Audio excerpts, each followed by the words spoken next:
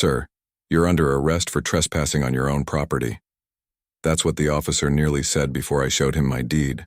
See, this woman, Brenda Carmichael, had been tormenting our entire lake community for months, calling the police on anyone who dared exist without her approval.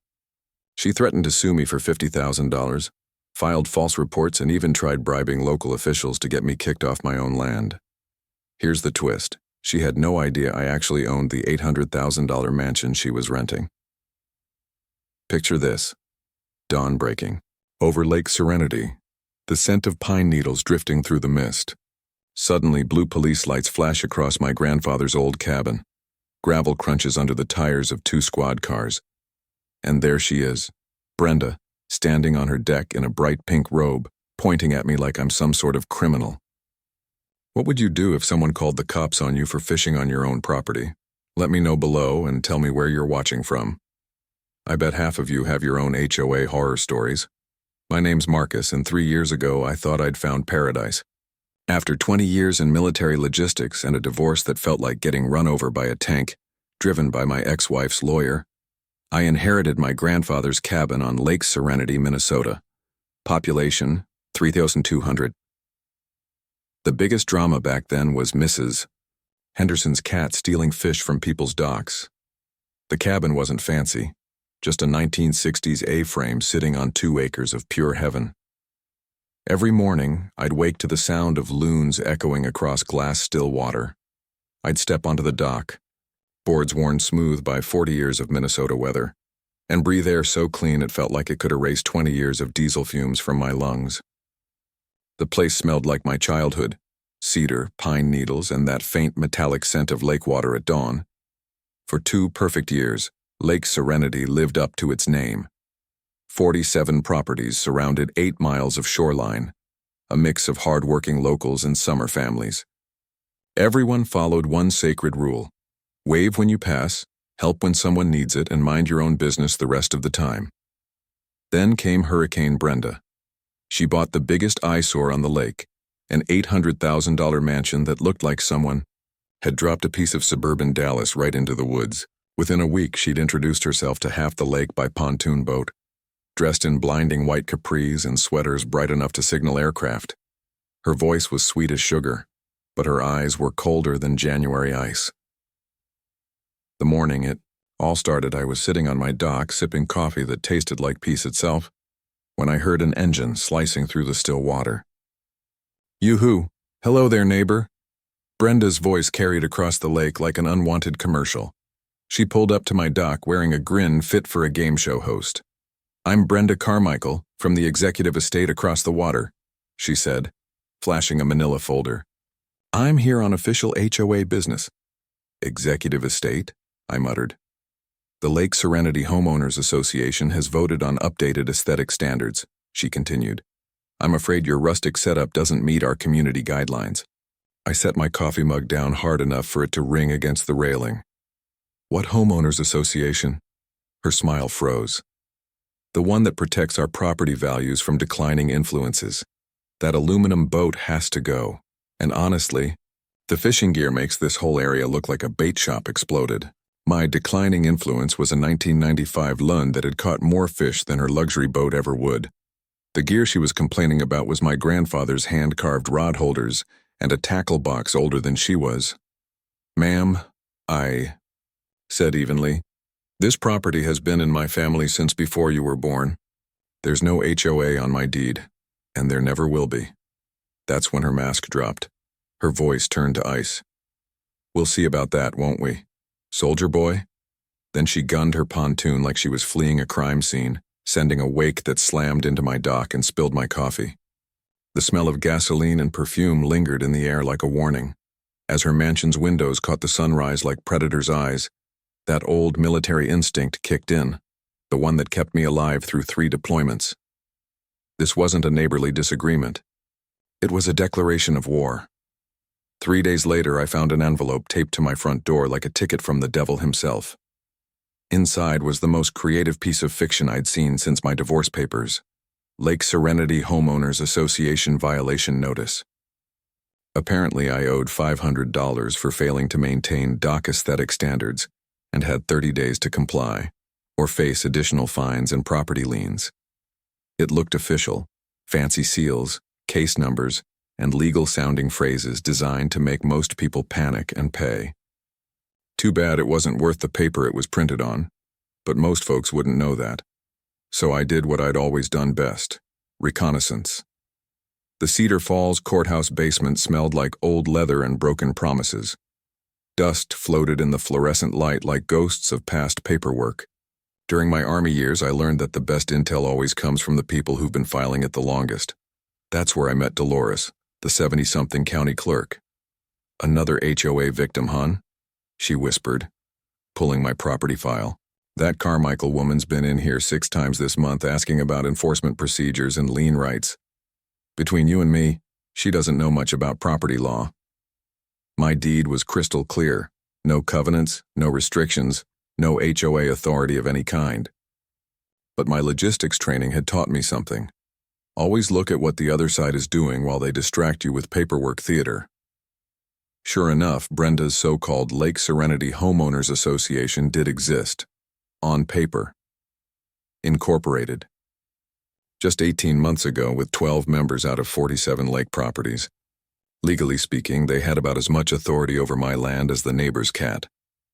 But as I cross-referenced ownership records, something caught my attention, and my internal alarm started ringing.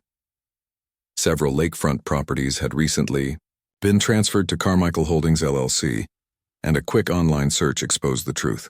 Our self-appointed HOA queen was secretly running an unlicensed vacation rental business, turning quiet family cabins into weekend party houses for tourists from the Twin Cities. The woman preaching about community standards was the one actually tearing the community apart. I remembered something my grandfather used to say: "Before you fight City Hall, make sure you know who actually runs the city." Smart man. He also taught me that most county records are public: property ownership, business licenses, covenant restrictions, all searchable online for free. It's incredible what you can uncover when you do your homework instead of just threatening people. Armed with this new intelligence, I decided to gauge the community's mood with a little strategic social media reconnaissance. Facebook might be where brain cells go to retire, but it's also where you learn who's paying attention in your neighborhood. My post was simple: "Has anyone else received violation notices from the Lake Serenity HOA, asking for educational purposes?" My phone blew up within minutes. 8 different lake residents messaged me privately, each with their own Brenda horror story. She'd been sweeping around the lake like a one-woman storm of intimidation, threatening elderly widows over bird feeders, scolding young families about mailbox colors, and pretending she had the law on her side. Janet, a retired librarian with organizational skills sharp enough to make the CIA jealous, had been documenting everything in a 3-ring binder. Tom from the marina sent photos of Brenda's bounce checks and unpaid fuel bills. Even 90-year-old Florence chimed in, reporting suspicious late-night activity at the family rentals Brenda claimed were personal homes. That's when I created a private group chat called Lake Serenity Truth Squad, because if you're going to take on chaos, you might as well give it a good name. That evening, my phone rang from a number I didn't recognize. Brenda's voice flowed through the speaker, smooth and sticky like honey mixed with cleaning solvent. "Marcus, sweetie," she began. "I saw your adorable little Facebook post. You're making this unnecessarily difficult for yourself." "Just asking questions, Brenda. Neighborly curiosity," I replied calmly. Her voice dropped into that tone people use right before they threaten your credit score. "Oh, honey, you really don't want to go down this road with me. I have connections you couldn't imagine, and I will absolutely report you to the appropriate authorities for harassment and cyberbullying." The call ended. I stared at my phone, wondering what kind of connections a vacation rental scammer thought she had with local law enforcement. As evening settled over the lake, I sat on my dock listening to the gentle rhythm of water against weathered wood. The air still smelled like pine, freedom, and Friday night fish fries. The sunset painted the lake gold, and I could see porch lights from Truth Squad members flickering across the shoreline like watchfires. Brenda had made one fatal mistake. She picked a fight with someone who knew how to gather intel before going to battle. If she thought Facebook drama would make me fold, she hadn't done her homework on military veterans. We don't retreat. We adapt, improvise, and plan every angle until the mission is done. Tuesday morning brought a new development. A county pickup crunched across my gravel driveway right at 9 a.m., punctual as a tax audit. It was Tom Hendris from County Code Enforcement, looking about as enthusiastic as a man on his way to a root canal. "Mr. Marcus," he said, holding a clipboard. "Sorry to bother you, but I've got to follow up on some reports about dock violations and an abandoned vehicle." The tone in his voice told me everything I needed to know about the quality of Brenda's complaints. I poured him real coffee, none of that burnt office sludge, and we walked down toward my supposedly illegal dock setup. Tom measured everything twice, checked his clipboard, then sighed like a man realizing he'd wasted his morning. "Between you and me," he said quietly, even though no one else was around, "this is the 23rd complaint I've gotten from the same address in 6 months. The lady's got the county office on speed dial." That's when Tom let something slip. Brenda had actually tried to hand him a $100 bill during their last encounter, calling it a consulting fee for creative code interpretations. She wasn't just playing neighborhood queen, she was testing the waters for small-time corruption. My grandfather always said, "You can tell a lot about a person by how they treat service workers and public employees." Apparently, Brenda's approach was to either intimidate or buy them off. That evening, the Truth Squad showed up to Brenda's emergency HOA meeting as silent observers. The event was about as democratic as a North Korean election.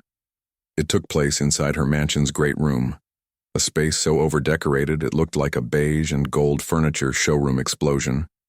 Only 6 people attended, mostly property managers from her rental business who looked like they'd rather be anywhere else. Brenda kicked off the meeting with a PowerPoint titled, "Protecting Our Community Investment." It had colorful pie charts about property values and photos of so-called non-compliant houses, conveniently all owned by people who'd refused to join her HOA. Janet, our retired librarian and resident note-taking superhero, documented every word like she was recording a courtroom hearing. But the real gold came during the bathroom break, because nothing screams professional meeting like that happening in someone's living room. Janet overheard Brenda hissing into her phone. "I told you the payments are coming. These people are more stubborn than I expected, but I've got new strategies, legal pressure, code enforcement, whatever it takes." The puzzle pieces started falling into place. This wasn't about property values or neighborhood pride. Someone was squeezing Brenda financially, and she was desperately trying to dig her way out through intimidation and control. I'd seen this kind of pressure before in the Army. When people are cornered, they make bad choices, sometimes crossing lines they never thought they would. The real question was, who was pulling Brenda's strings? The answer came faster than I expected. While looking up her attorney, the same one who'd sent that ridiculous cease and desist letter, I discovered he specialized in foreclosure defense and debt collection. Not exactly your go-to lawyer for community disputes unless you're already drowning in financial trouble. So I did what any reasonable person would do. I filed a formal complaint against Brenda for harassment, false reports, and misuse of county resources. If she wanted to weaponize bureaucracy, fine. I'd play that game too. And I had years of military red tape experience to back me up. Then I took things one step further. Using contact info from her rental listings, I reached out to the actual owner of Brenda's mansion. Turns out the property management company was very interested to hear that their tenant had been running an unauthorized rental business and violating her lease. Later, Sheriff's Deputy Rodriguez, who'd been tracking all the reports from around the lake, pulled me aside after I filed my complaint. "Off the record," he said, leaning against his cruiser as the evening light sparkled off the water. "We've been keeping tabs on her. Nothing criminal yet, but she's walking a very thin line, and we're watching." That night I sat on my dock as the sound of gentle waves mixed with distant laughter from a family barbecue across the lake. Brenda had made a critical mistake. She assumed everyone would roll over in fear. Instead, she'd united a community that had quietly minded its own business for decades. The smell of charcoal and pine drifted through the air, the scent of home, resilience, and peace earned the hard way. Tomorrow would bring new battles, but tonight the good guys were winning. If Brenda thought code enforcement was her ultimate weapon, she clearly hadn't met the true power of organized neighbors. But nothing could have prepared me for what came next, at 6:30 a.m. on a Thursday morning that started peaceful and went sideways faster than a runaway county fair ride. I was enjoying my sacred morning coffee, the kind of sip that makes you believe the world might still make sense, when the crunch of police tires on gravel shattered the calm. Blue lights flickered across my cabin walls like some twisted light show, and I could practically feel Brenda's satisfaction radiating from her deck across the lake. 2 officers stepped out of their cruiser, looking about as thrilled as mall security called to stop a senior citizen flash mob. The younger one had that fresh-faced earnestness of someone who still believed every 911 call was a real emergency. His partner, a grizzled veteran with sergeant stripes and the weary look of someone who'd seen every form of human nonsense, already knew this was going to be another taxpayer-funded waste of time. "Mr. Marcus," the younger officer began, "we've received reports that you're trespassing on private property and making threats toward a female resident. I invited them inside for coffee. If you're going to be falsely accused at sunrise, you might as well handle it with a bit of civility." The senior officer, Sergeant Peterson according to his badge, accepted the offer gratefully, probably because he knew government coffee usually tastes like regret and budget cuts. "Sir, we have to respond to all calls," Peterson said as he settled into my grandfather's old kitchen chair, which creaked like a ship in rough seas. "But between you and me, this complaint doesn't exactly pass the smell test." That's when I brought out my secret weapon.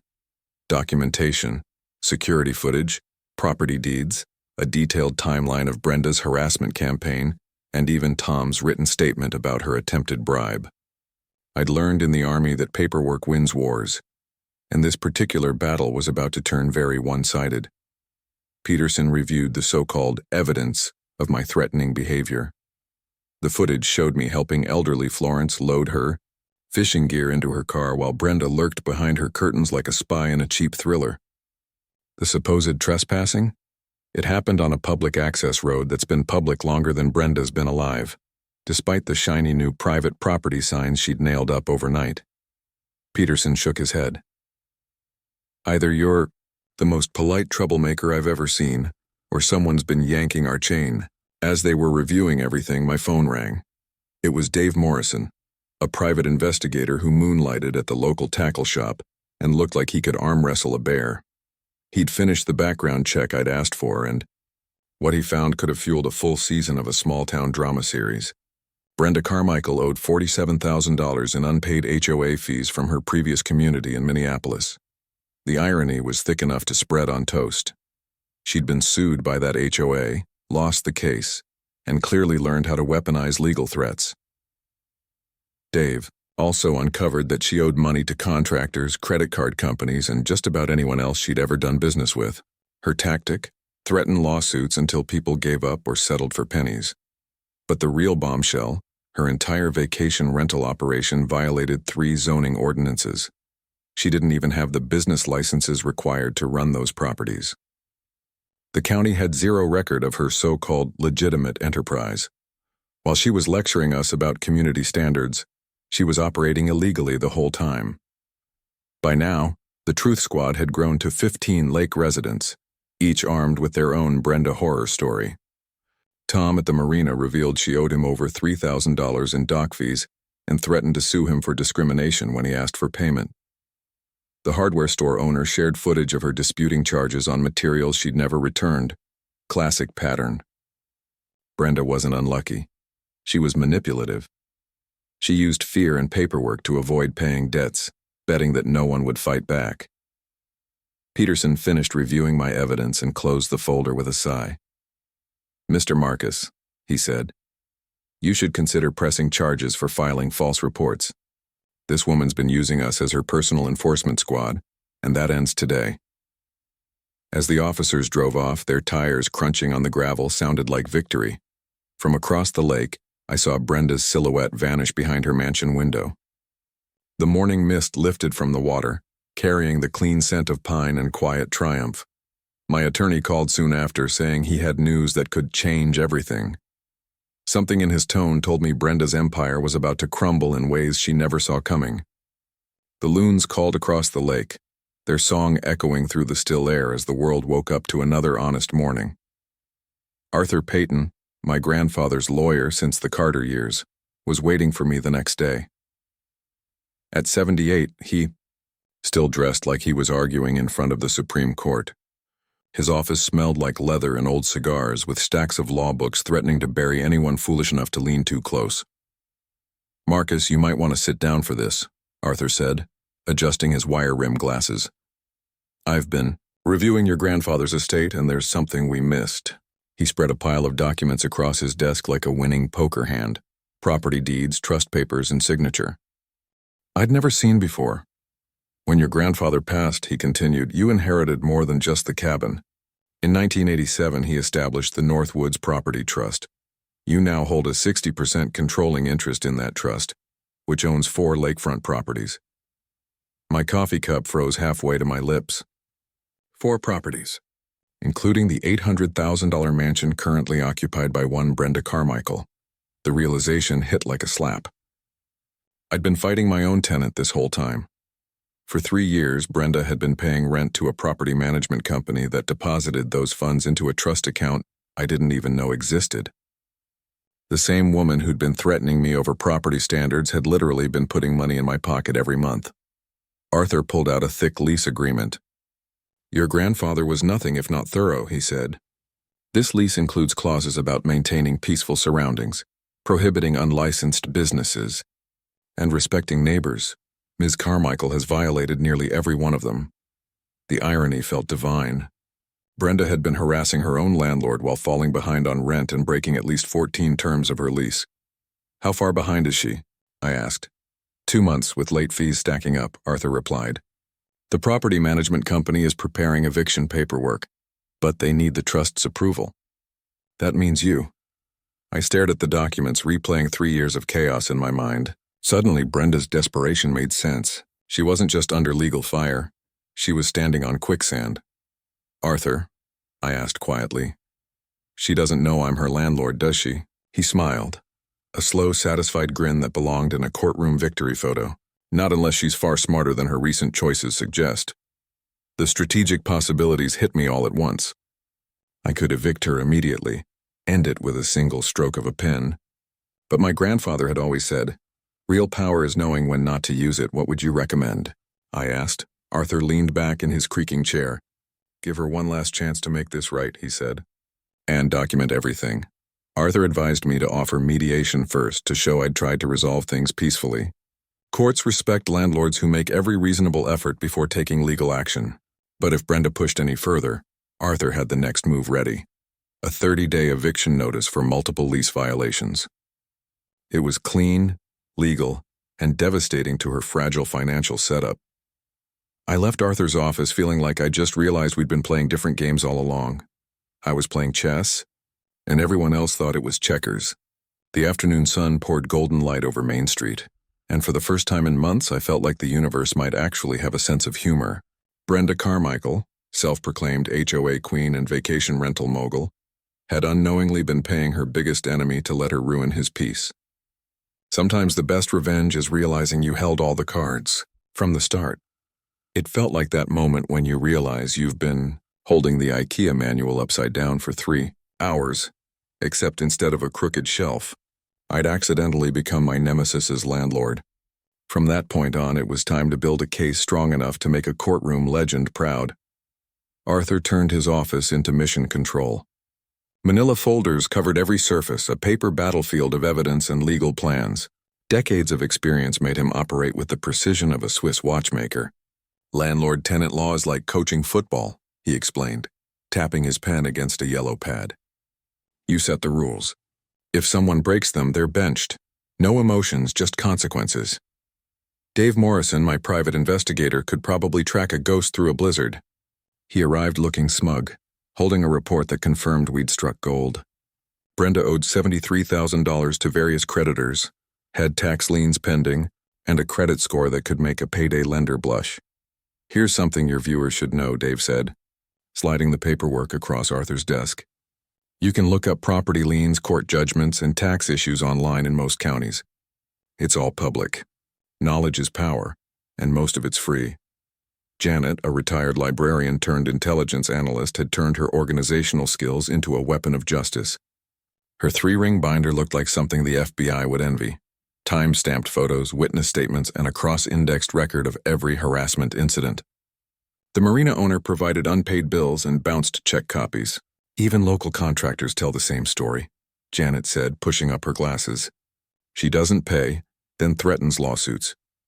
Deputy Rodriguez, who'd been quietly tracking patterns of complaints, stopped by to offer advice that walked the line between official and personal. Document everything, he said firmly. Courts respect people who try reasonable solutions before it gets ugly. At this point, our preparation felt like planning a small-town military operation, if the army consisted of retirees, lawyers, and determined neighbors. I upgraded my security system again, high-definition cameras with audio recording. You can record on your property in most states, Arthur noted, flipping through a law book thick enough to stop a bullet.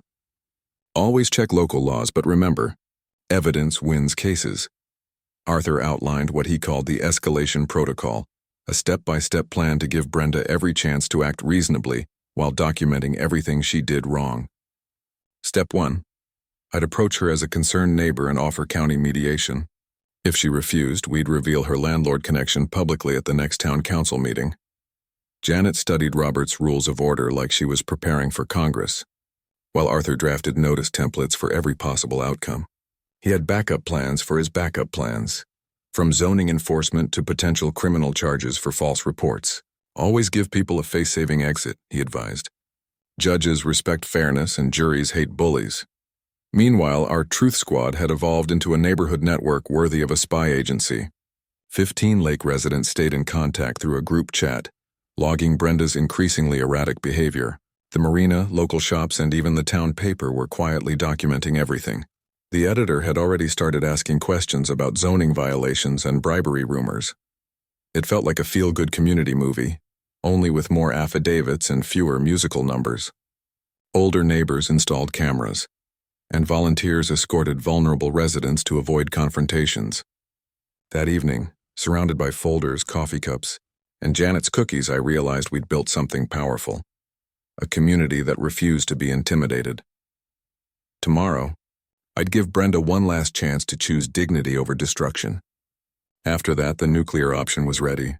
If she thought our growing unity was just small talk, she was in for a shock. Because when desperate people are cornered, they make spectacularly bad choices, and Brenda was about to prove it. The sabotage began quietly. She started monitoring our Truth Squad through fake social media accounts, trying to spread lies about my instability. Then, one Tuesday night, my cameras caught something that turned suspicion into evidence. At 2:17 a.m., a pickup truck matching her handyman's rolled past my dock, headlights off.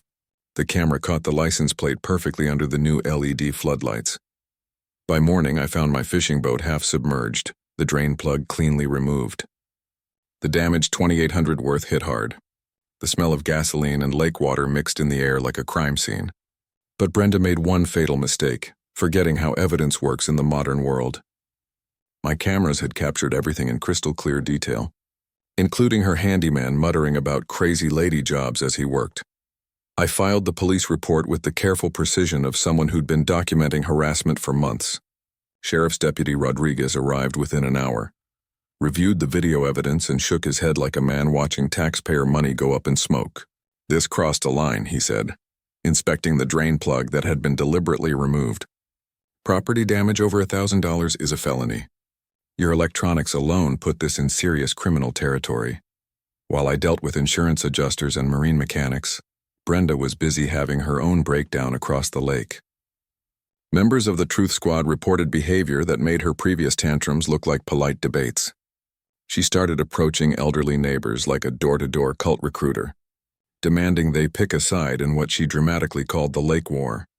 Florence, bless her 90-year-old heart, told Brenda exactly where she could stick her loyalty demands, using language that would make a sailor proud and a Sunday school teacher faint.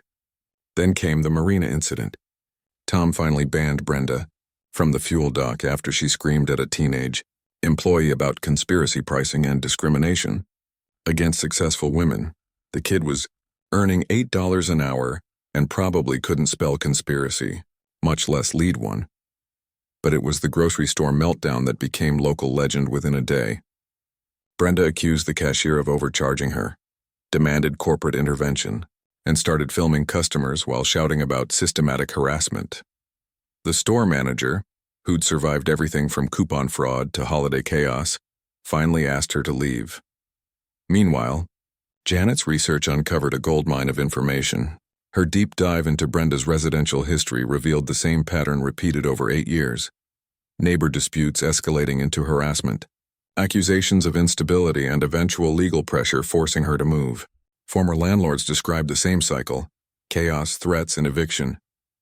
One Minneapolis property manager even had a restraining order after Brenda threatened a neighbor who complained about her illegal dog breeding business. Another complex had video of her keying cars belonging to residents who reported noise violations. While Brenda unraveled, our strategy kicked into high gear. Arthur filed for a restraining order citing property damage and ongoing harassment. We coordinated with insurance investigators about possible fraud, since her handyman had conveniently developed memory loss about his midnight visit. Pressure started closing in from every angle. Online reviews for her vacation rentals mentioned unstable management and hostile behavior, tanking her booking rates faster than her credit score. The property management company received formal complaints. County zoning launched an investigation into unlicensed operations, and the local paper began digging into bribery rumors and harassment reports. That evening, I sat on my repaired dock listening to the calm slap of water against new bumpers. The air smelled like pine and quiet victory. Brenda had made one final fatal mistake. She'd turned criminal acts into documented evidence that would crush her in any courtroom. When people run out of legal options, they usually do one of two things: accept defeat gracefully or double down on stupid until they achieve legend status. Brenda, being Brenda, chose the second, charging ahead with the enthusiasm of a kamikaze pilot targeting an aircraft carrier. What happened next would have been funny if it weren't so pathetically illegal. County Commissioner Bill Hayes had served Cedar Falls for 12 years without a single ethics complaint, which made Brenda's visit about as welcome as a tornado at a church picnic. According to his later testimony, she strutted into his office with a designer purse and the kind of confidence only pure entitlement can produce. "Commissioner Hayes, I have a proposition that could benefit both of us," she declared, sliding an envelope across his desk like she was brokering state secrets. Inside, $5,000 in cash for consulting services about the so-called environmental hazard, my lakeside property. She even used air quotes. Bill Hayes had been in politics long enough to recognize corruption when it strutted through the door. Wearing white capris in desperation, he immediately reported the attempted bribe to the district attorney, triggering an investigation that would make Watergate look like a parking ticket. But Brenda wasn't done. She approached the county zoning inspector and even tried to bribe a sheriff's deputy with what she called a community safety donation in exchange for ignoring her licensing violations. Carl, the zoning inspector, a by-the-book type who treated building codes like gospel, actually wore a wire during their second meeting. The recording was crystal clear. You could even hear Brenda's jewelry jingling as she counted the cash and explained how Marcus, the dangerous veteran, needed to be relocated for safety. Deputy Rodriguez documented her attempt in a report that could have been printed in a criminal law textbook under bribery. On 01, she'd turned a neighborhood feud into a full-blown criminal investigation faster than anyone could say public corruption. When Arthur called, with the DA's update, his tone carried that subtle lawyerly satisfaction of someone trying not to sound too pleased. "Marcus," he said, "she's facing serious felony charges. Bribing public officials is no small matter." I felt a mix of relief and unease. I'd wanted justice, not to watch someone's life implode on live television. But Brenda had crossed lines you can't uncross. There was no putting that toothpaste back in the tube. The local newspaper editor, who'd been following the case like a bloodhound on a scent, reached out for an interview. "This has gone beyond a neighborhood story," she said. "The community deserves transparency. These are public corruption allegations." Then came Brenda's grand finale. A public meltdown at the boat launch in front of 27 stunned witnesses who just came to fish. "This is all a conspiracy," she screamed, pointing at me like she could kill with words. "He's been stalking me for months. He owes me damages." The claim was so absurd, several people actually laughed. Florence, still the lake's unofficial matriarch, calmly finished loading her gear and turned toward Brenda. "Honey, I've lived on this lake for 60 years, she said. "You're the problem here. That man's done nothing but mind his business while you've been threatening lawsuits like a one-woman hurricane." The crowd nodded. Phones came out. Cameras rolled. Brenda realized too late that she'd lost every ounce of community support. She stormed off, threatening to get real lawyers, though everyone knew she couldn't afford them. That night, Arthur advised, "It's time to end this before someone gets hurt. Reveal the landlord connection at the next council meeting." Word spread through town faster than gossip at a church potluck. The county attorney announced he'd attend, and a regional reporter showed up to cover what locals were now calling the Great Lake Showdown. As I sat on my dock, the water calm and starlit, I realized Brenda had accidentally handed me something priceless, the moral high ground in a community that finally stood united. Tomorrow, the truth would have its day. Maybe not in court, but definitely in the high school gymnasium. And if you've never seen 300 small-town residents pack a gym for a council meeting, you've never seen democracy in its purest form. It felt like a championship game mixed with a courtroom drama, homemade popcorn, local gossip and justice about to take center stage. Brenda arrived fashionably late, escorted by her high-priced Twin Cities lawyer, the kind of slick guy in a $1,000 suit who probably charged more per hour than most people earned in a week. She came dressed for battle in a white power suit that screamed, "I'm in control," though her tense expression gave away that she knew the walls were closing in faster than her credit payments. I walked to the podium calmer than I'd felt in months, holding a manila folder packed with enough evidence to sink a battleship. The gymnasium fell silent, broken only by the hum of fluorescent lights and the faint growl of someone's stomach. Apparently, democracy makes people hungry. "Thank you all for coming tonight," I began, scanning faces I'd learned to call neighbors over the past few months. 3 months ago, I thought this was just a simple dispute between neighbors. Tonight, I'm here to share what I actually discovered. Arthur had prepared a presentation that would make any corporate executive jealous. Property records flashed across the gym's pull-down screen in bold letters large enough to read from the parking lot. The crowd gasped together, a sound like hundreds realizing they'd been watching a magic trick unfold in reverse. "Ladies and gentlemen," I said, "I've been Brenda Carmichael's landlord for the past 3 years, without even knowing it." The gym exploded in applause and laughter. Cheers, shouts of "I knew it," and bursts of disbelief echoed off the basketball hoops. Brenda's face went through more color changes than a mood ring in a microwave. Arthur's timeline of her lease violations played like a highlight reel of tenant nightmares. Security footage of the boat sabotage drew boos, while audio recordings of her bribery attempts made the county attorney sit straighter, scribbling notes that looked a lot like arrest warrants. Brenda's lawyer scrambled for control, sounding desperate as he said, "My client was unaware of the ownership structure and acted in good faith to protect community standards." The crowd's laughter was so loud it probably registered on nearby seismic monitors. From the front row, Florence called out, "Good faith, my ass." Her voice made the pastor cover his ears and the local reporter scribble like his pen was on fire. Financial records rolled across the screen like a crime novel written in spreadsheets. Local business owners spoke openly about Brenda's creative payment habits, while Tom from the marina waved photocopies of bounced checks like evidence at a fraud trial. That's when I delivered the line I'd been practicing for days. "Miss Carmichael, I offered you respect as a neighbor and fairness as a community member. You chose intimidation, harassment, and criminal behavior instead." I held up the official eviction notice, crisp, legal, and devastating. "As your landlord, I'm giving you 30 days' notice to vacate for multiple lease violations." This could have been resolved privately and respectfully. The standing ovation that followed lasted so long I half expected the fire marshal to cite us for a noise violation. Florence led the applause like a maestro conducting an orchestra, while several Truth Squad members wiped away tears of joy, relief, or both. Brenda shot to her feet with the flair of someone rehearsing for a courtroom drama. "This is all lies and conspiracy," she screamed, pointing at me with enough venom to poison a small lake. He's bribed law enforcement and the media. This is harassment. Deputy Rodriguez stepped closer as her voice rose to a near shriek. Her lawyer restrained her before she added assault to her growing list of problems. Later, the local TV reporter asked me, "What message do you have for others facing HOA abuse?" I answered, "Document everything. Know your rights. And remember, bullies only win when good people stay silent." The next morning's headline read, "Lake Dispute Exposes Bribery Scheme." Our little neighborhood drama had turned into a statewide lesson about power, corruption, and the importance of reading your property deeds carefully. As the crowd drifted out that night, buzzing like teens after a concert, I realized we'd built something beautiful, a community that refused to be bullied no matter how loud the threats. Brenda disappeared from Lake Serenity faster than a bad check clears.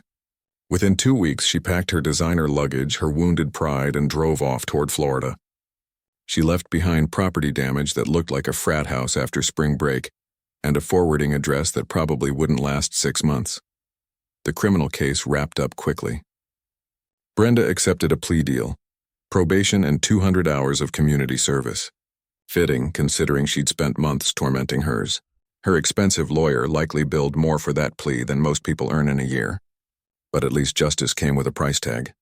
I never planned on becoming Cedar Falls' accidental community leader, but apparently defending your fishing rights qualifies you for unexpected promotions.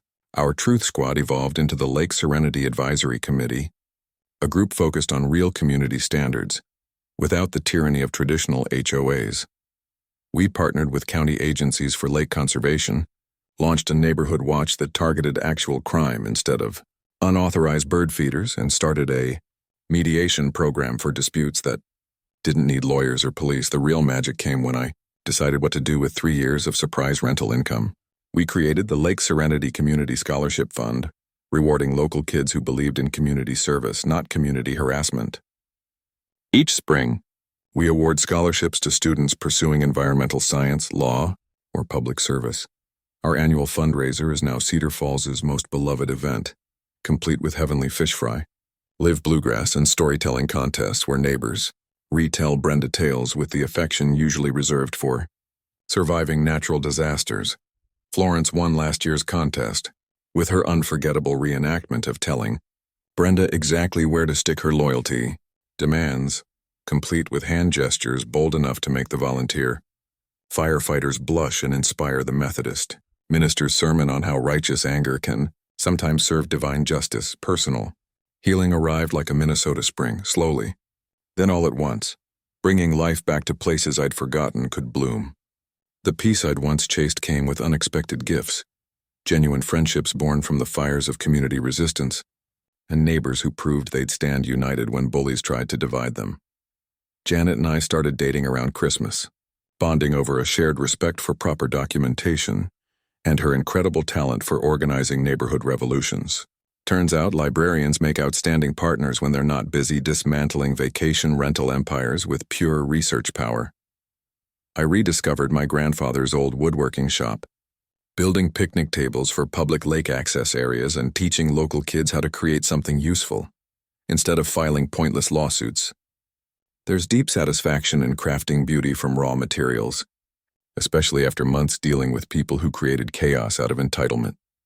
Our lake conservation project grew into a statewide model for environmental stewardship. Weekend cleanup days remove invasive species while elementary students test water quality and learn that protecting nature takes teamwork, not legal threats. State agencies now highlight Lake Serenity as proof that communities can do incredible things when they work together. Over time, I learned 3 battle-tested lessons every homeowner should know. First, always research deed restrictions before buying property. Most HOA rules are unenforceable fantasies written by people with law degrees from Google University. Second, public records are powerful. County websites can reveal liens, judgments, and business licenses for free. Knowledge always beats intimidation. Third, security cameras and documentation are stronger than any lawyer when it comes to stopping harassment. So invest in good equipment and learn your local recording laws. Media coverage turned our neighborhood conflict into inspiration for communities across the country, fighting HOA overreach. I've been invited on property rights podcasts, spoken at municipal meetings about preventing harassment, and somehow became an unlikely voice for citizens who refused to surrender to bureaucratic bullying. Last week, Janet told me about her sister's struggle with predatory towing companies targeting drivers in Duluth. Same intimidation playbook, she said, showing me the paperwork, instantly setting off my well-trained radar for bullies. Interesting, I replied, sipping morning coffee that tasted like victory and new beginnings. Dave Morrison's investigative services are still available. This morning, as the sunrise painted Lake Serenity in gold and loons called across the calm water, I heard my grandfather's voice echo in my mind. Sometimes standing up for yourself means standing up for everyone. The air smelled of pine needles, coffee, and quiet promise. A reminder that this community had learned to fight back against those who mistake authority for permission to abuse others. If you've faced your own HOA nightmare, share your story in the comments below. Together we can help others fight these battles out and win. And if you enjoyed watching justice triumph over entitlement with a healthy dose of poetic karma, tap that subscribe button and ring the notification bell for more Karen tales, where ordinary people refuse to let neighborhood tyrants steal their peace. Thanks for spending time with us here on Karen Tales, where HOA Karens finally meet their match. If this story had you cheering or cringing, go ahead and like, comment, and subscribe, so you don't miss the next wild HOA showdown.